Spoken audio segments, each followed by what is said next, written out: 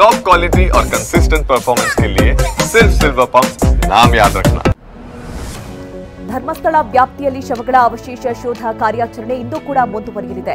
13 ಸ್ಥಳಗಳ ಪೈಕಿ 5 ಕಡೆ ಆಗಿರುವ ಯಾವುದೇ ಕುರುಹು ಪತ್ತೆಯಾಗಿಲ್ಲ.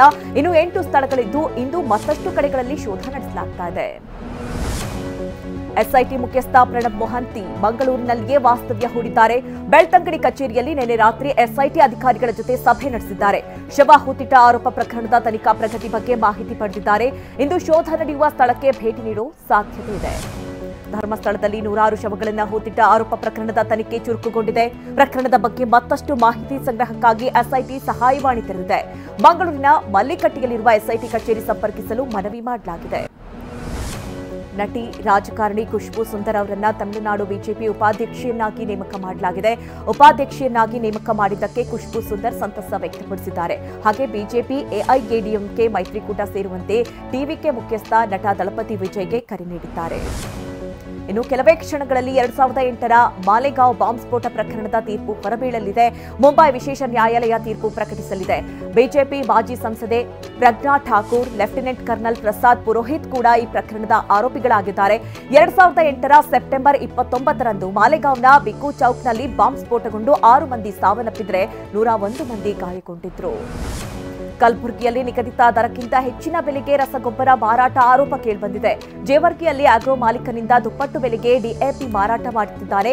₹1250 ಡಿಎಪಿ ಗೊಬ್ಬರವನ್ನ ₹1500 ಮಾರಾಟ ಮಾಡುತ್ತಿದ್ದಾನೆ. ಎಂಆರ್ಪಿ ದರಕ್ಕೆ ಕೇಳಿದ್ರೆ ನೋ ಸ್ಟಾಕ್ ಅಂತ ಹೇಳ್ತಾ ಇದ್ದಾನೆ ಅಂತ ರೈತರು ಆರೋಪ ಮಾಡಿದ್ದಾರೆ. ರಾಯಚೂರಿನ ದೇವದುರ್ಗ ತಾಲೂಕಿನ ಅವಧಿ ಮೀರಿದ ರಸಗೊಬ್ಬರ ಕೀಟನಾಶಕ ಮಾರಾಟ ದಂಧೆ ಬೆಳಕಿಗೆ ಬಂದಿದೆ. ಅವಧಿ ಮುಗಿದ ವಿವಿಧ ಕಂಪನಿಗಳ ವಿವಿಧ ಬೆಳೆಗಳ ಫರ್ಟಿಲೈಸರ್ಗಳು ಕ್ರಿಮಿನಾಶಕ ಮಾರಾಟ ಮಾಡ್ತಾ ಇರೋದು ರಿವೀಲ್ ಆಗಿದೆ. ಪರಿಶೀಲನೆ ವೇಳೆ 2-3 ವರ್ಷಗಳ ಹಳೆಯ ಪ್ರೋಟೆಕ್ಸ್ ಮಾರಾಟ ಮಾಡ್ತಾ ಇರೋದು ಬಯಲಿಗೆ ಬಂದಿದೆ. ಮೈಸೂರು ನಗರದಲ್ಲಿ ಡ್ರಗ್ಸ್ ತಯಾರಿಕಾ ಘಟಕ ಪತ್ತೆ ಹಿನ್ನೆಲೆ ಪೊಲೀಸರು ಅಲರ್ಟ್ ಆಗಿದ್ದಾರೆ. ಮೈಸೂರು ಪೊಲೀಸ್ ಕಮಿಷನರ್ ಸೀಮಾ ನೇತೃತ್ವದಲ್ಲಿ ಮಂಡಿ ಮೊಹಲ್ಲಾ, ಉದಯಗಿರಿ, ಎನ್ಆರ್ ಮೊಹಲ್ಲಾ, ನಜರ್ಬಾದ್, ಕೆಆರ್ ಮೊಹಲ್ಲಾ ಸೇರಿದಂತೆ ಹಲವೆಡೆ ಏಕಕಾಲದಲ್ಲಿ ದಾಳಿ ನಡೆಸಲಾಗಿದೆ. ಗಾಂಜಾ, ಡ್ರಗ್ಸ್ ಮಾರಾಟ ಮಾಡುವವರನ್ನ ಗಡೀಪಾರು ಮಾಡುವ ಎಚ್ಚರಿಕೆ ಕೊಡಲಾಗಿದೆ. ಅಮೆರಿಕ ಅಧ್ಯಕ್ಷ ಡೊನಾಲ್ಡ್ ಟ್ರಂಪ್ ಭಾರತದ ಮೇಲೆ ಗದಾ ಪ್ರಹಾರ ನಡೆಸಿದ್ದಾರೆ. ಭಾರತದ ಮೇಲೆ %25 ಸುಂಕ ವಿಧಿಸಿದ್ದಾರೆ. ಅಮೆರಿಕದ ಸುಂಕ ನೀತಿ ಆಗಸ್ಟ್ 1ರಿಂದ ಜಾರಿಯಾಗಲಿದೆ. ವಿಶ್ವದಲ್ಲಿ ಹೆಚ್ಚು ಸುಂಕ ವಿಧಿಸುವ ರಾಷ್ಟ್ರಗಳಲ್ಲಿ ಭಾರತ ಕೂಡ ಒಂದಾಗಿದೆ. ಹೀಗಾಗಿ ಭಾರತಕ್ಕೆ ಹೆಚ್ಚಿನ ಸುಂಕವನ್ನು ವಿಧಿಸಲಾಗಿದೆ ಅಂತ ಟ್ರಂಪ್ ಹೇಳಿದ್ದಾರೆ.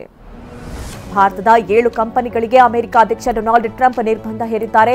ಇರಾನ್ನಿಂದ ಪಾಲಿಥೀನ್, ಮೆಥನಾಲ್, ಟ್ಯೂಲೋನ್ ಆಮದು ಮಾಡಿಕೊಳ್ಳುವ ಕಾಂಚನ್ ಪಾಲಿಮರ್ ಕಂಪನಿಗಳಿಗೆ ನಿರ್ಬಂಧ ಹಾಕಿದ್ದಾರೆ.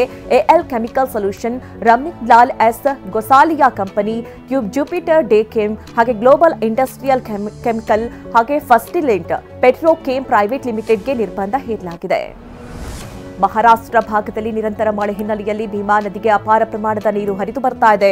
ಯಾದಗಿರಿಯಲ್ಲಿ ಭೀಮಾ ನದಿ ದಡದಲ್ಲಿರುವ ಕಂಗಾಳೇಶ್ವರ ಹಾಗೂ ವೀರಾಂಜನೇಯ ದೇಗುಲಗಳು ಮುಳುಗಡೆಯಾಗಿದೆ.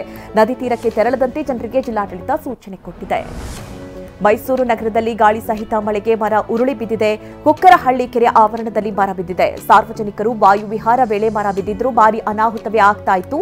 ಅದೃಷ್ಟವಶಾತ್ ಯಾವುದೇ ಪ್ರಾಣಹಾನಿ ಆಗಿಲ್ಲ.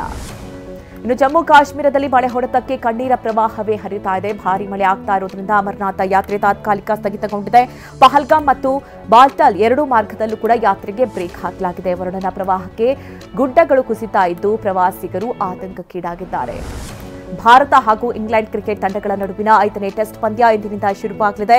ಕೆನ್ನಿಂಗ್ಟನ್ ಓವಲ್ನಲ್ಲಿ ಪಂದ್ಯ ನಡೀತಾ ಇದೆ. 5 ಟೆಸ್ಟ್ ಪಂದ್ಯಗಳ ಸರಣಿಯಲ್ಲಿ ಇಂಗ್ಲೆಂಡ್ 2-1 ಅಂತರದಲ್ಲಿ ಮುನ್ನಡೆಯಲ್ಲಿದೆ. 4ನೇ ಟೆಸ್ಟ್ ಪಂದ್ಯ ಡ್ರಾನಲ್ಲಿ ಆದ ಕಾರಣ ಈ ಪಂದ್ಯ ಗೆಲ್ಲಲು ಭಾರತ ಗೇಮ್ ಪ್ಲಾನ್ ಮಾಡಿದೆ.